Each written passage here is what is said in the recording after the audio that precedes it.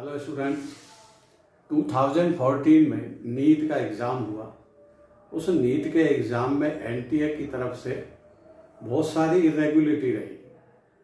जैसे रिजल्ट जब डिक्लेयर किया तो इरेगुलरिटी रिजल्ट डिक्लेयर कर दिया। दूसरी चीज़, एनटीए के सोर्स से कुछ पेरेंट्स, कुछ लोगों को ये खबर आई कि एनटीए ने अपने ही सेंटर से बच्चों का नंबर बढ़ा दिए। तीसरा, चीटिंग का केस आया।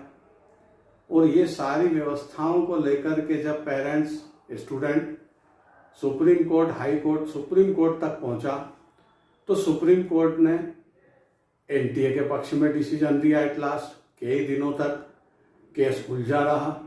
बड़े बड़े एनसीईआरटी के, सीबीएसई के विद्वानों से क्वेश्चन को सॉल्व कराया गया और फिर अंत डिसीजन ये हुआ कि हर स्टूडेंट को 5 अंक का बोनस अंक देकर के सारी कहानी को सुप्रीम कोर्ट ने खत्म कर दिया।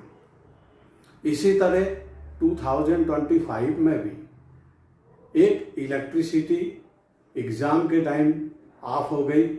इंदौर के सेंटर, उज्जैन के सेंटर से इस तरह की खबरें आई और वहां पर इंदौर हाई कोर्ट में रीट दायर किया है, जो अभी उसकी सुनवाई जारी है। लेकिन इन सब में एनटीए को जो अपनी व्यवस्थाएं रखना थी, जैसे मान लीजिए एनटीए अपना सेंटर डिसाइड करता है इंदौर, उज्जैन, भोपाल, कहीं भी, तो क्या उस सेंटर पे जाके एनटीए का एजेंट ये नहीं देखता है कि यहाँ अगर मान लीजिए कोई विषम परिस्थिति आई तो पेपर पर क्या इफेक्ट पड़ेगा, आंधी तूफान या इलेक्ट्रिसिटी पावर ऑफ होने पर उस पेपर पर क्या इफेक्ट पड़ेगा, ये एनटीए के एजेंट या उसकी एजेंसी जाकर के वहां चेक नहीं करती।